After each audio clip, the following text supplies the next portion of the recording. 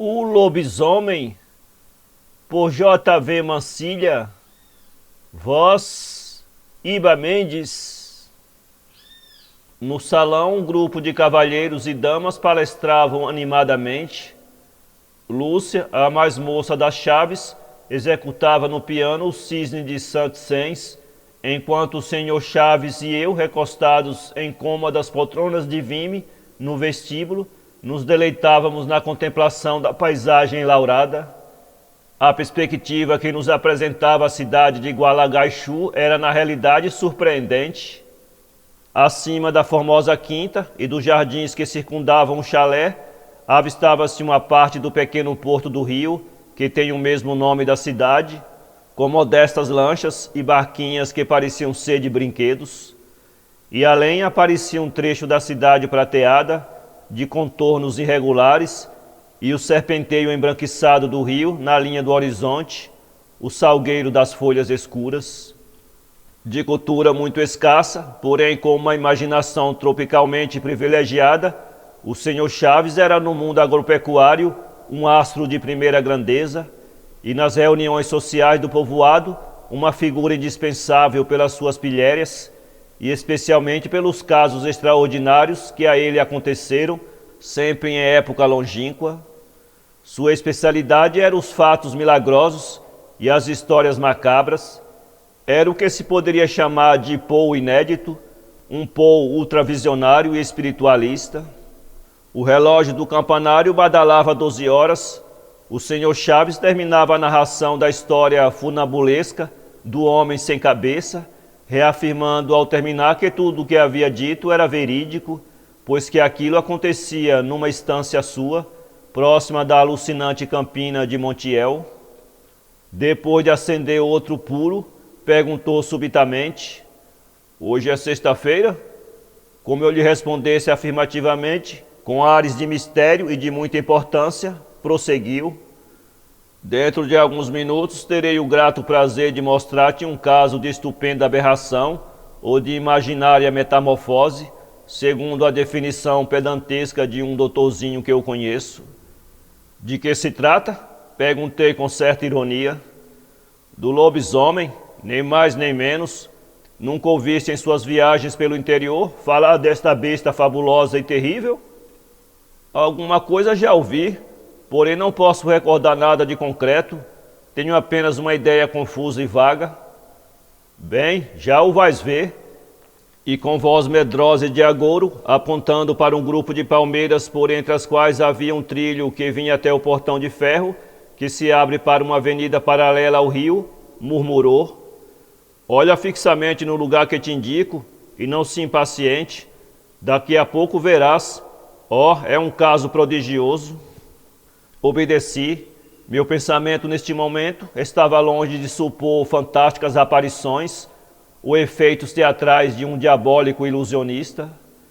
Pensei a princípio que o senhor Chaves naquela noite poderia ter abusado um pouco mais do vinho e queria fazer blague. Debaixo dos dedos maravilhosos de Lúcia, o cisne agonizava, e da sala partia agora um rumor de vozes apagadas. De repente uivou o Fido, o belo ovelheiro que até aquele momento simulava dormir estendido ao comprido embaixo da escadaria. "É ele que vem", observou o senhor Chaves com tom de triunfo. "Presta atenção e verás." Fido redobrou seus uivos arrepiantes e, com o rabo entre as pernas, como se um perigo infernal o ameaçasse, foi esconder-se debaixo de uma mesinha que estava num canto do vestíbulo. No lugar onde o senhor Chaves me indicava, entre a sombra das pequenas palmeiras, vi surgir 2 pontos luminosos, algumas coisas parecidas com 2 grandes pupilas que brilhavam com o esverdeado fulgor dos fogos fatos. "Aí está, agora o vê." Não vejo mais que 2 luzinhas, 2 olhos de gato talvez. Voltei-me e fui até o lugar onde estava Fido, que uivava aterroradamente. Ih! Olha agora, olha, é ele, o lobisomem. Que me dizes agora?"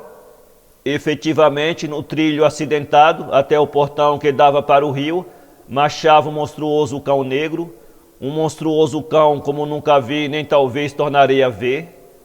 Tudo nele era descomunal, alucinante, grotesco, mas que tudo surpreenderam-me em suas orelhas, eram como leques chineses, e como o monstro andava com o focinho quase a rastejar pelo chão, as orelhas tornavam-se espantosas.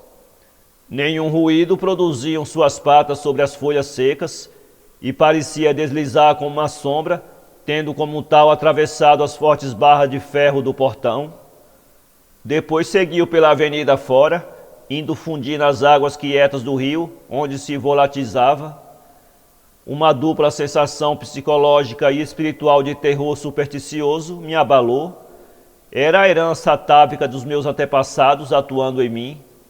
Papai, papai, faz o favor de fazer calar este cão, pediu da porta da sala Lúcia. Filho, silêncio! E este obedeceu à voz do amo. Que terrível animal é este? Sorriu levemente o senhor Chaves e disse: não se assuste, é o Romano, Romanito Correia, o 7º filho da viúva Correia. Mas por que me encaras com estes olhos tão grandes, tão cheios de espanto? Vá, vá, creio que não é coisa para se espantar assim. Era verdade que não conhecias lobisomem? Certamente não é uma novidade. Agora já o viste, e dizem que ele salta os muros dos cemitérios e vai ao túmulo mais recente, cava com as unhas até encontrar o ataúde, morde com ferocidade as tábuas do caixão, até romper completamente, e com o luar tem lugar o horrível festim. Meu amigo, esta é a vida do lobisomem, que é sempre o 7º filho, sendo todos varões, e do mesmo modo, se todas são mulheres, a 7ª é mula sem cabeça. Uns dizem ser uma aberração, outros mistério. Quem sabe?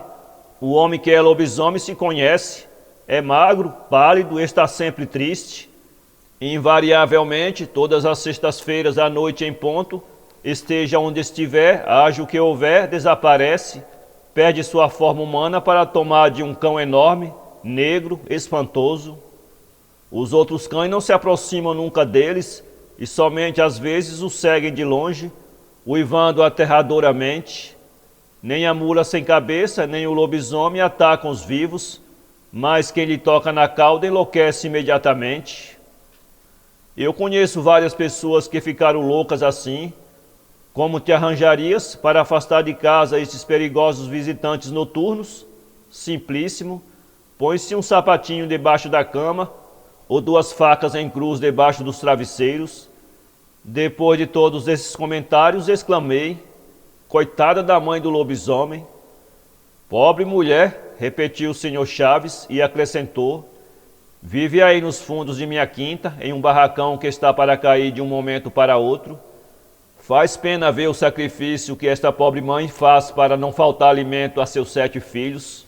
O mais velho, Romano, tem 20 anos, poderia trabalhar, é inteligente, dizem que aprendeu a ler e a fazer versos, porém, como é lobisomem, ninguém lhe quer dar trabalho e está feito uma desgraça, amarelo, magro, os meninos lhe atiram pedras e as mulheres lhe fogem como de uma peste.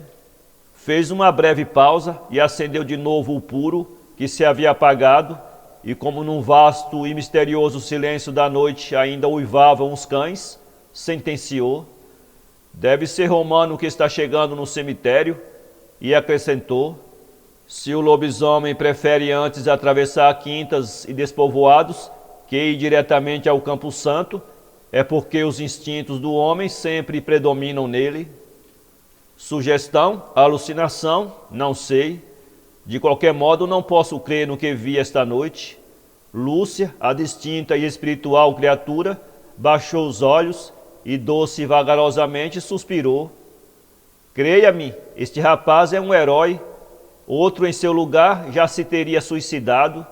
Pobre Romano, tem uma alma imaculada e um coração de ouro. Quantas vezes ao vê-lo passar abatido e só, tive vontade de detê-lo, oferecer-lhe minha amizade, meu... E não terminou a frase, que por isso mesmo para mim foi uma confissão. A menina ruiva e bela amava o moço triste que arrastava sobre os ombros o peso de uma terrível lenda e guardei silêncio, compreendendo o drama destas duas almas, tão belas e tão imaculadas.